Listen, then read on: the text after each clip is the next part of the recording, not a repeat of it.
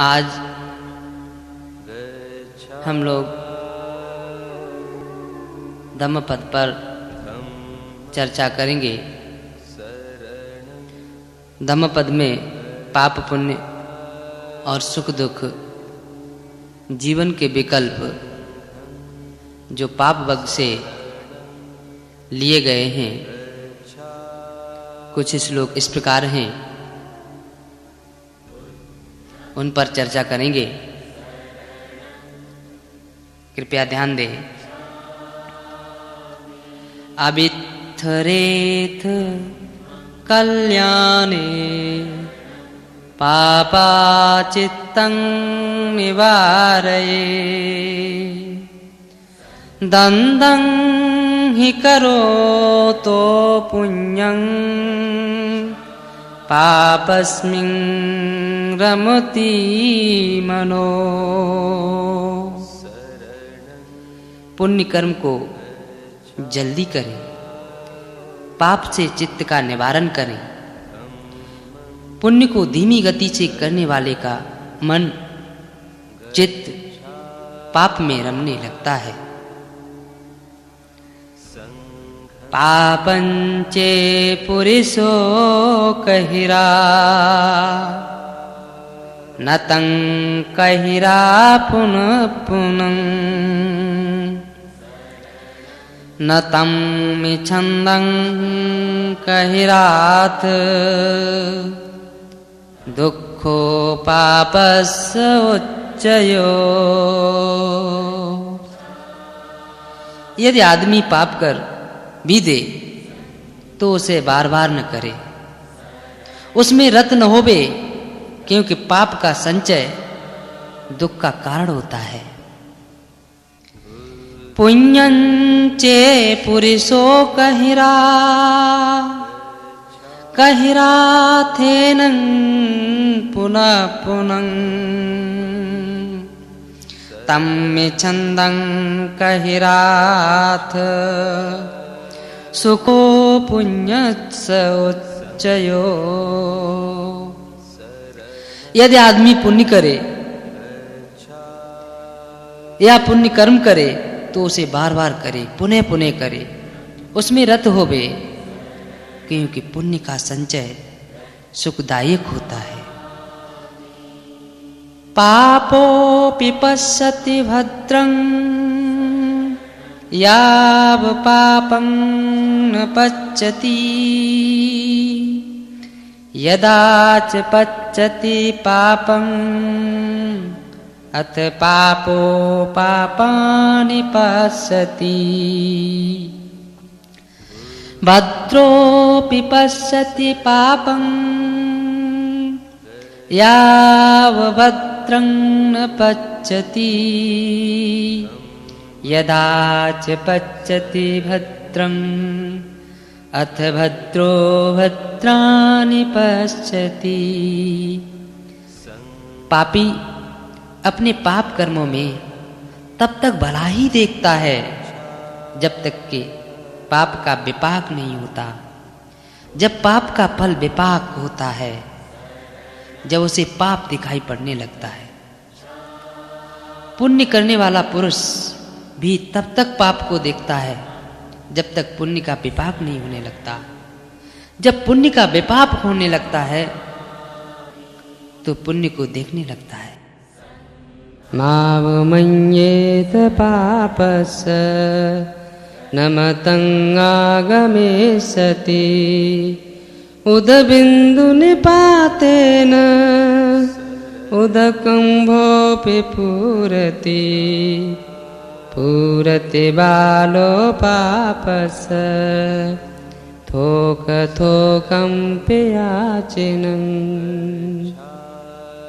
मावमन्येत पुण्यस्य न मतं आगमिष्यति उदबिन्दुनिपातेन उदकम्भोऽपि पूरति धीरो पूरति पुण्यस्य थोक थोकं पियाचिनं।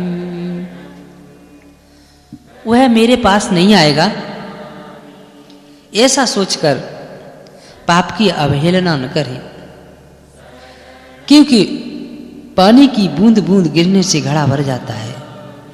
ऐसे ही मूर्ख थोड़ा थोड़ा संचय करके पापों को भर लेता है।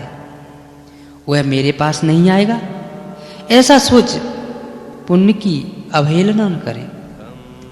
पानी की बूंद बूंद गिरने से घड़ा भर जाता है और धीर पुरुष थोड़ा थोड़ा संचय करके पुण्यों को भर लेता है। ये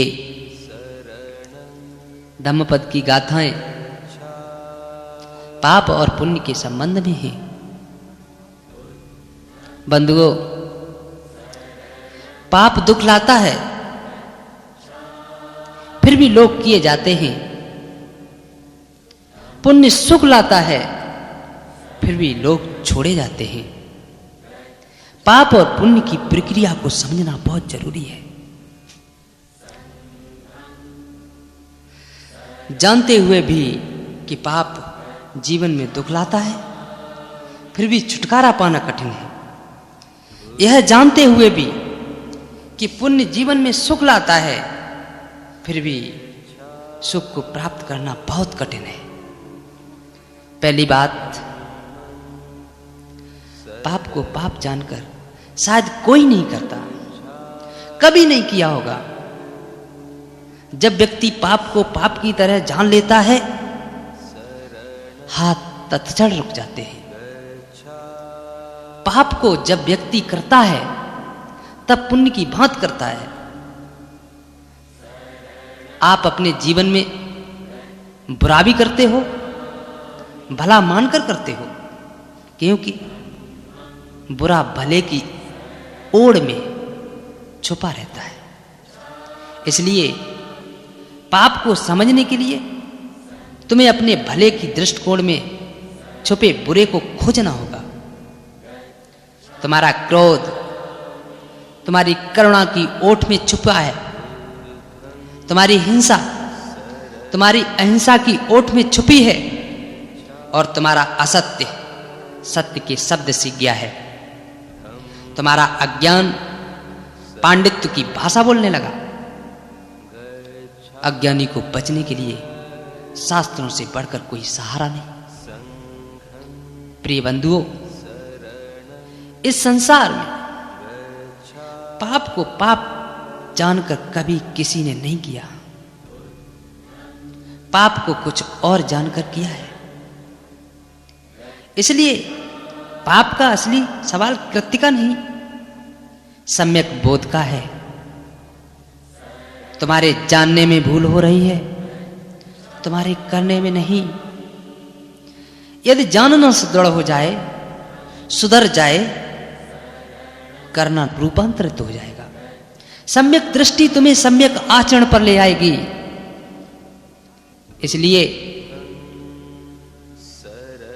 तुमसे कोई यह कहता है कि पाप को छोड़ दो, वह व्यर्थ में ही अपना समय गंवा रहा है। तुमने पाप को कभी पकड़ा ही नहीं, तुमने तो सदैव पुण्य को ही पकड़ा, पुण्य को ही पकड़ा। तुमसे कोई कहता है कि बुरा मत करो, आप कहोगे कि मैं तो बुरा कभी करते ही नहीं, बुरा हो जाता है, यह दूसरी बात है। लेकिन हम सदैव करते हैं भला, बुरा लगता है, यह हमारा दुर्भाग्य है। प्रिय मित्रों, धम्मपद की इन गाथाओं में प्रवेश करने से पहले, धम्मपद की इन गाथाओं की व्याख्या करने से पहले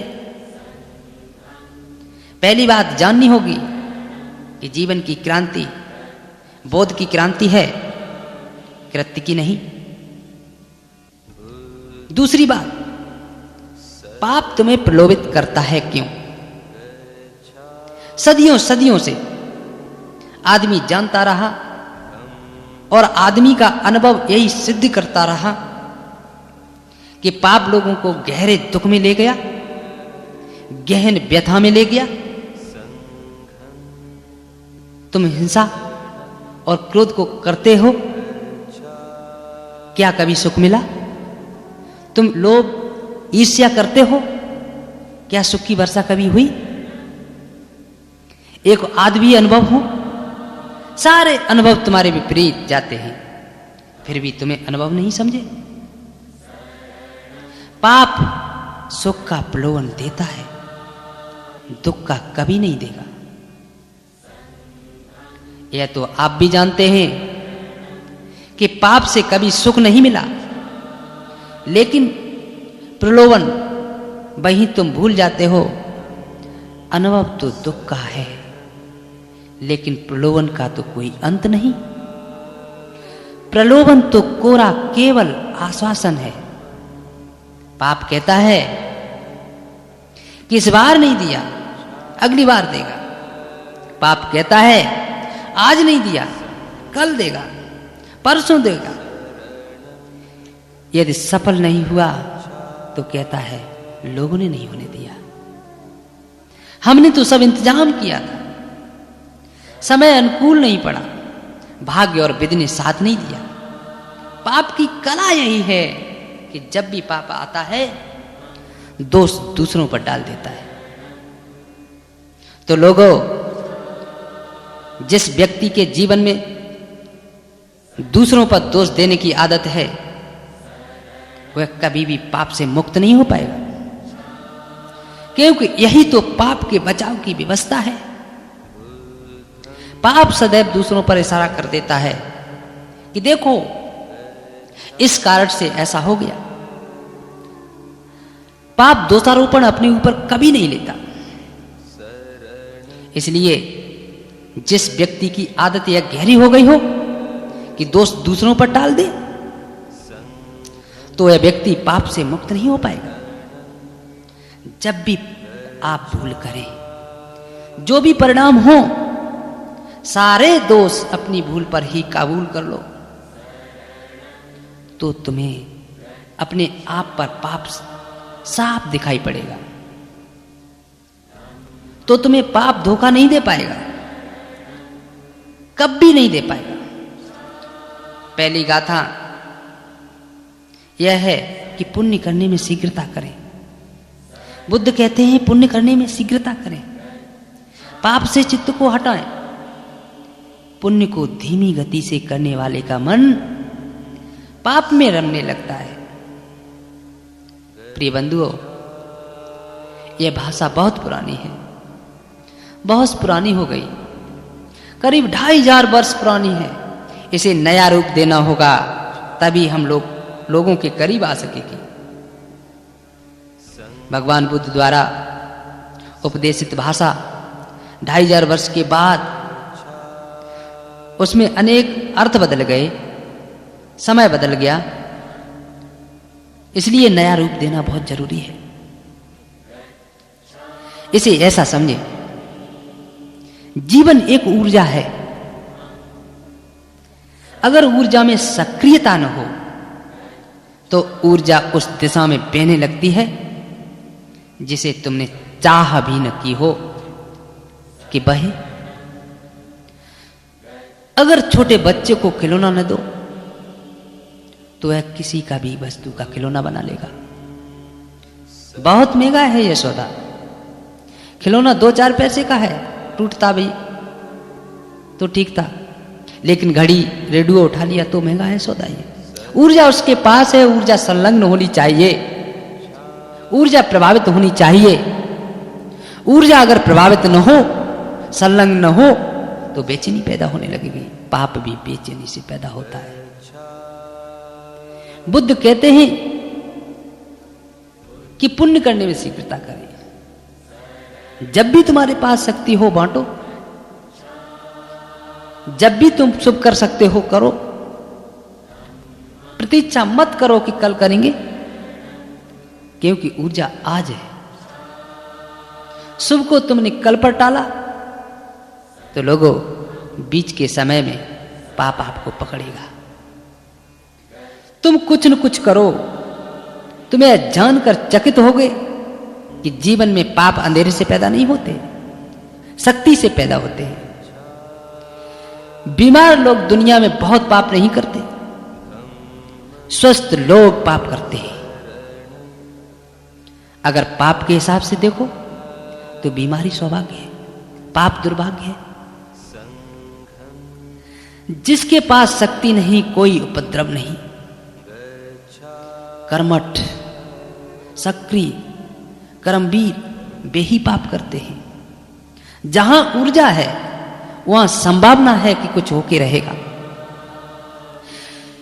फूल भी खिलता है ऊर्जा से, कांटा भी निकलता है ऊर्जा से। अगर फूल निकला तो ऊर्जा कांटा से बहेगी। इससे पहले कि ऊर्जा कांटा बने, आप फूल बना लेना। शक्ति आप रोज अनेक प्रकार से पैदा कर रहे हो। भोजन शक्ति दे रहा है, सूरज शक्ति दे रहा है, हवा शक्ति दे रहा है, पानी शक्ति दे रहा है। आपका जीवन प्रतिपल ऊर्जा से परिपूर्ण है। इस ऊर्जा का आप उपयोग कहां कर रहे हो? लोगों, अगर यह ऊर्जा फूल न बनी तो कांटा बनेगी, यदि करुणा न बनी तो क्रोध बनेगी, क्योंकि यह ऊर्जा ऐसे ही नहीं रहेगी, बिखरेगी। क्योंकि कल फिर ऊर्जा आ रही है, जगह खाली करनी पड़ेगी। इसे सक्रिय करो। बुद्ध कहते हैं इसे सक्रिय करो, इसे तीव्र करो, इसका उपयोग करो। बुद्ध की गाथा का इतना ही अर्थ है कि पुण्य करने में शीघ्रता करें, लेकिन हम करते हैं उल्टा। अगर पुण्य करना है तो कहते हैं कि सोचेंगे, विचारेंगे, कल करेंगे, परसों करेंगे। यदि पाप करना है तो हम तत्क्षण करते हैं, तत्क्षण करते हैं। क्या आपने इस पर का ख्याल किया? अगर आपको कोई गाली दे दे तो सोचेंगे, विचारेंगे, तब उत्तर देंगे। ऐसा सोचा? अगर तुम ऐसा करोगे तो शायद तुम उत्तर दे ही नहीं पाओगे। सोच समझकर कब किसने गाली का उत्तर दिया? सोच विचार तो गाली को आने ही नहीं देगा। गाली देने के लिए तो बेहोशी चाहिए। तत्क्षण आप करते हैं। किसी ने गाली दे दी, तुम थोड़ा देर भी नहीं रुकते। तुम्हें जो भी करना है उसी समय, उसी वक्त, उसी क्षण बावले होकर, पागल होकर कर बैठते हो। लेकिन अगर किसी ने प्रेम मांगा तब तुम कितनी कंजूस हो जाते हो। जब प्रेम देते हो तो बड़ी कंजूसी से, बेमन से देते हो, रुक रुक के देते हो, जैसे प्राण निकले जा रहे हैं, जैसे बहुत बड़ी संपत्ति लुटी जा रही है। समाज में मैं जो सबसे बड़ी कठिनाई देखता हूं वह प्रेम देने की कठिनाई है। सभी लोगों में यही शिकायत है, यही बेचैनी है कि प्रेम नहीं मिल रहा है। होगी ही, क्योंकि कोई प्रेम दे ही नहीं रहा है तो कठिनाई तो होगी। जो मांग रहे हैं वो भी खुद नहीं दे रहे हैं, देना हम भूल ही गए। तुम्हें ऐसा लगता है कि देने से खो जाएगी, जबकि जीवन का सार सूत्र यही है कि जो भी पुण्य है वह देने से बढ़ता है, बांटने से बढ़ता है, लेकिन रोकने से मरता है। पुण्य का सतत प्रवाह चाहिए, सतत प्रवाह चाहिए। जैसे नदी ताजी होती है, बहती रहती है, कचरा बन जाए तो सड़ने लगती है। शुद्धता नहीं रहती, स्वच्छता नहीं रहती, कोई स्वाद नहीं रहता, बंधन में पड़ जाती है। बुद्ध कहते हैं एक क्षण के लिए भी ऊर्जा इकट्ठी मत करो, आलसी मत बनो। करना ही क्या है? जिसने आज ऊर्जा दी कल भी देगा। जो प्रतिफल दे रहा है वह प्रतिफल देता रहेगा। तुम लुटाओ, तुम जो भी करो करो, ऐसा भी नहीं तुम सारी दुनिया को बदलो। कोई एक ऐसा आदर सम्मान का छोटा सा काम ही करो एक आदमी के पैर में लगा कांटा ही निकाल दो, किसी रास्ते का कचरा ही साफ कर दो, कुछ भी करो, लेकिन एक ध्यान रहे कि जो भी आप करें वह किसी के लिए सुख लाता हो, क्योंकि जो किसी के लिए सुख लाता है वह अनंत गुना सुख आपको बरसाता है।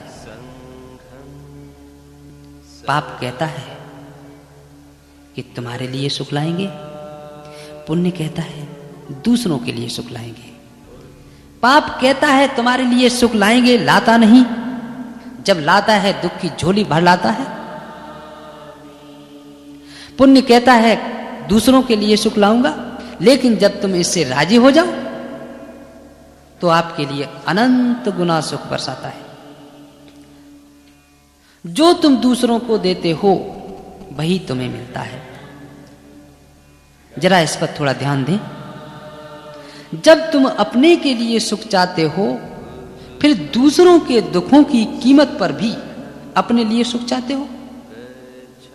तुम देते हो दूसरों को दुख और अपने लिए सुख की कामना करते हो। बुद्ध कहते हैं पुण्य करने में शीघ्रता करें, जरा भी शिथिलता न करना, जरा भी देरी न करना, क्योंकि शक्ति क्षण भर को रुकती नहीं। तुम जितनी देर करोगे उतनी ही में शक्ति पाप की तरफ उन्मुक्त होने लगेगी। अगर तुमने दूध का उपयोग नहीं किया तो दूध खट्टा होने लगेगा। शक्ति का प्रतिफल उपयोग चाहिए। एक क्षण की देरी भी व्यर्थ है, अवसर खोना ही मत। और आप जितने अवसर कम से कम खोगे उतने ही अवसर आपको ज्यादा उपलब्ध होंगे। और इस बात से चकित होंगे यह जानकर और जीवन के अंदर के गर्त को पहचान कर कि जितनी तुम ऊर्जा बांटते हो उतना ही तुम्हें मिलता जाता है। अगर व्यक्ति को एक बार लुटाने का अर्थशास्त्र समझ में आ गया तो फिर तुम दीन कभी हो ही नहीं सकते। जैसे भी ऊर्जा मिले उसका उपयोग कर लो, उपयोग कर लो, क्षण क्षण जियो। एक क्षण के ज्यादा का हिसाब मत रखो, कृपण मत बनो। धर्म को अगर एक शब्द में कहें तो अकृपणता कहा जा सकता है। यदि कोई आदमी मर गया, अब बांट नहीं सकता तो कोई बात नहीं, लेकिन यह बात समझ में नहीं आती, मरने वाले तो खैर बेबस, जीने वाले कमाल कर गए। जो व्यक्ति जीते हैं और बांटते नहीं तो जीने के नाम पर सिर्फ मरते हैं। अरे भाई, मौत तो तुमसे सब कुछ छीन लेगी। इससे पहले कि तुम मृत्यु तुमसे छीन ले, आप बांट दो, दाता बन जाओ। जगत की ऐसी स्थिति में जो मरता है बांटते ही बांटते मरता है। बुद्ध कहते हैं कि पुण्य करने में शीघ्रता करें, पाप से चित्त को हटाएं।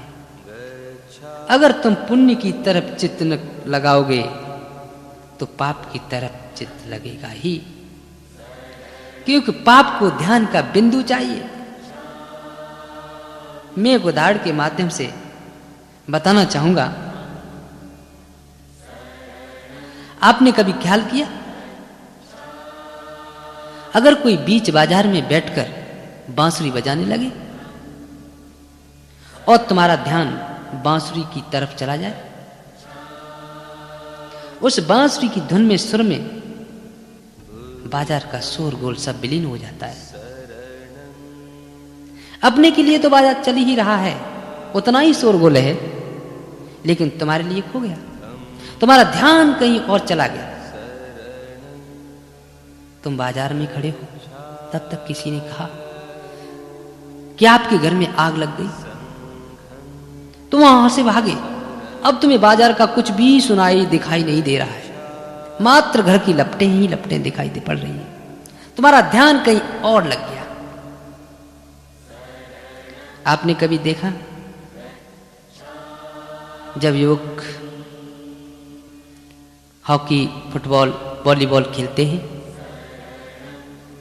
खेलते खेलते पैर में चोट भी लग गई, खून बह रहा है, सभी दर्शक को दिखाई पड़ रहा है कि खून बह रहा है, लेकिन खिलाड़ी को दिखाई नहीं पड़ता। ध्यान उसका अभी खेल में लगा है। अभी समय कहाँ ध्यान का जो पैर की तरफ दिखाई पड़े। खेल बंद हुआ हो तब खून का पता चला। प्रिय बंधु, ऐसी कहानियां हैं, कहानियां जरा विश्वास करने योग्य नहीं, लेकिन सोचो कि राणा सागा युद्ध में सिर कट गया और युद्ध लड़ते ही रहा। यह कहानी सच हो या न हो, लेकिन ध्यान की दृष्टि से सार्थक है। अगर पैर में खून निकलता रहे और खिलाड़ी को मालूम न हो तो यह भी सच है कि योद्धा युद्ध में इतना तल्लीन हो कि उसका सिर कट गया, उसे मालूम भी न पड़े। पता चलेगा तभी तो रुकेगा ना। यह हुआ हो या न हुआ हो, सवाल यह नहीं, लेकिन ध्यान की तरफ एक इशारा है। इशारा यह है कि तुम मरोगे भी तब जब तुम मृत्यु पर ध्यान दोगे। अगर आपका सारा ध्यान जिंदगी तरफ बहता रहा तो मृत्यु भी खड़ी रहेगी दरवाजे पर, आप बुला भी नहीं सकोगे। जब किसी ने याद दिलाया होगा कि राणा सागा यह क्या कर रहे हो, सिर तो कट ही गया, अब रुको भी, इतना ख्याल आते ही रुक गए हो तो बात अलग है।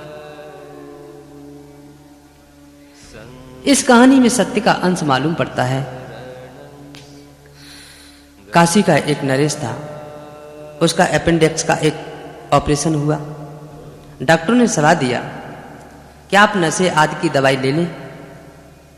नरेश ने कहा, नहीं, मैं दम पर पड़ता रहूंगा, कोई नशे की दवा, कोई बेहोशी की दवा नहीं लेंगे। ऐसा खतरनाक मामला था कि ऑपरेशन न हुआ तो भी मौत, और नरेश किसी तरह की दवा, नशे की दवा लेने को तैयार न हो।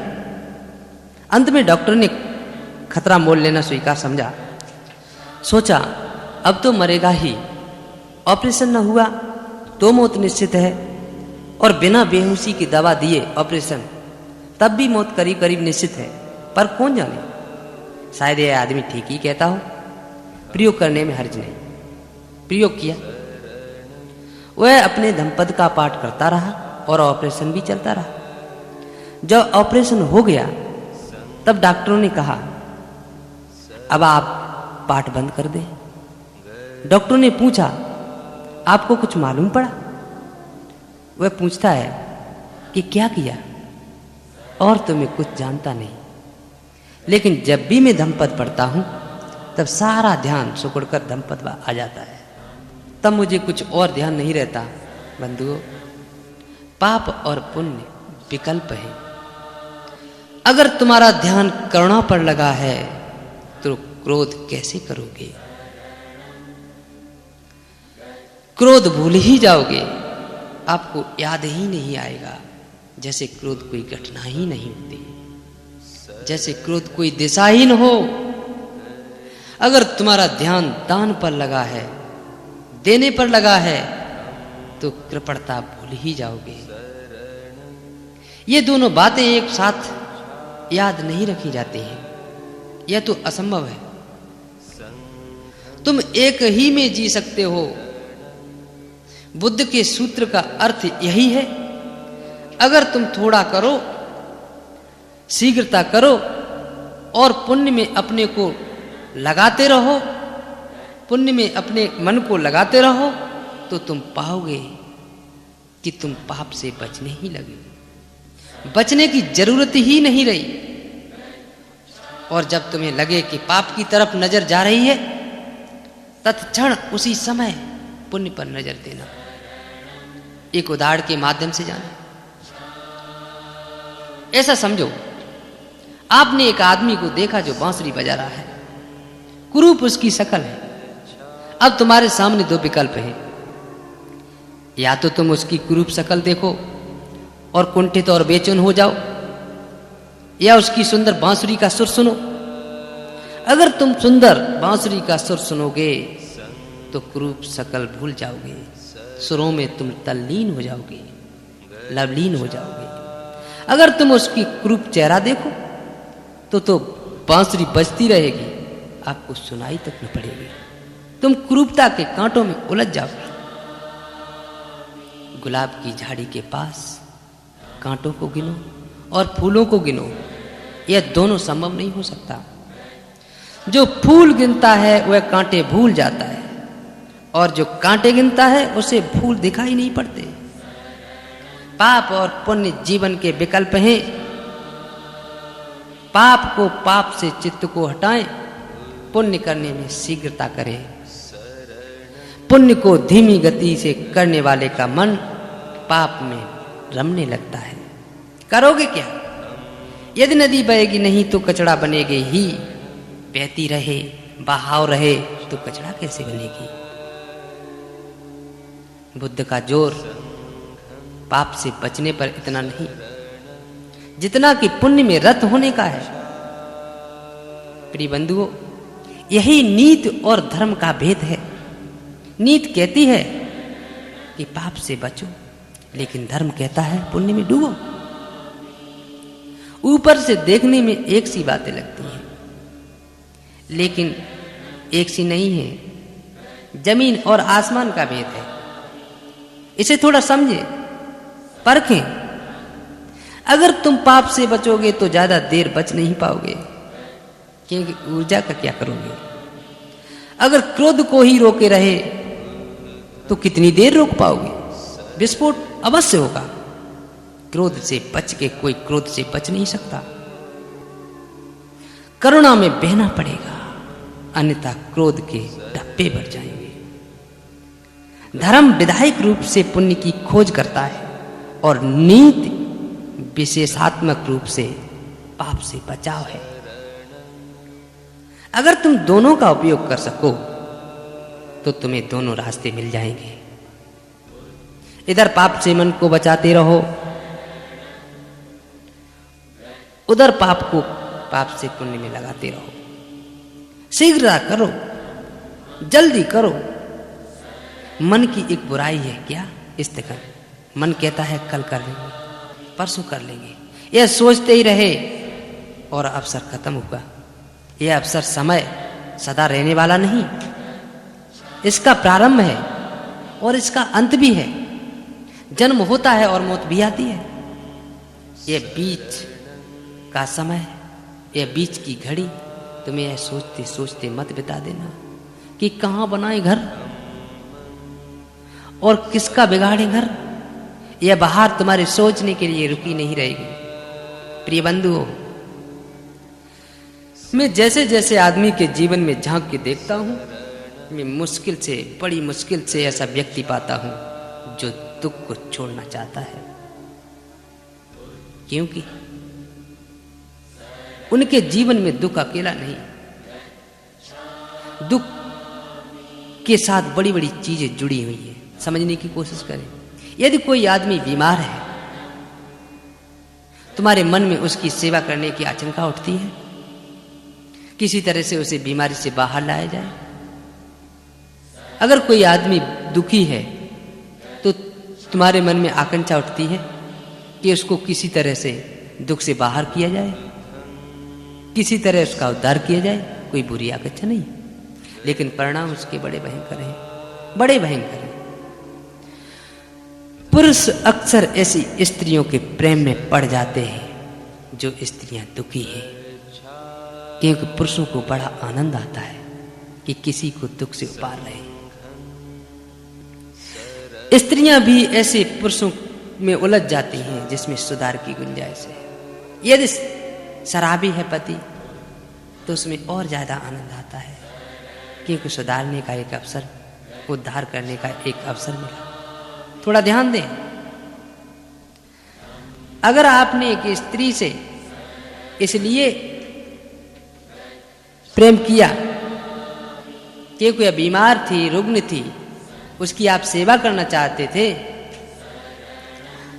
दुख की सीमा से बाहर लाना चाहते थे, तो फिर वह दुख न छोड़ सकेगी।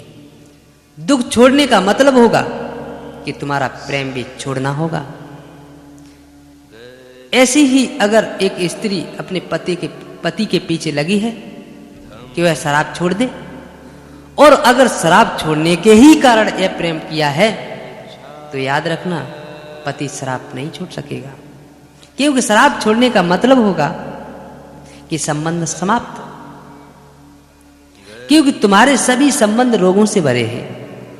यदि एक बदलेगा तो प्रकृति के नियम के अनुसार दूसरे की भी बदलाहट शुरू हो जाएगी।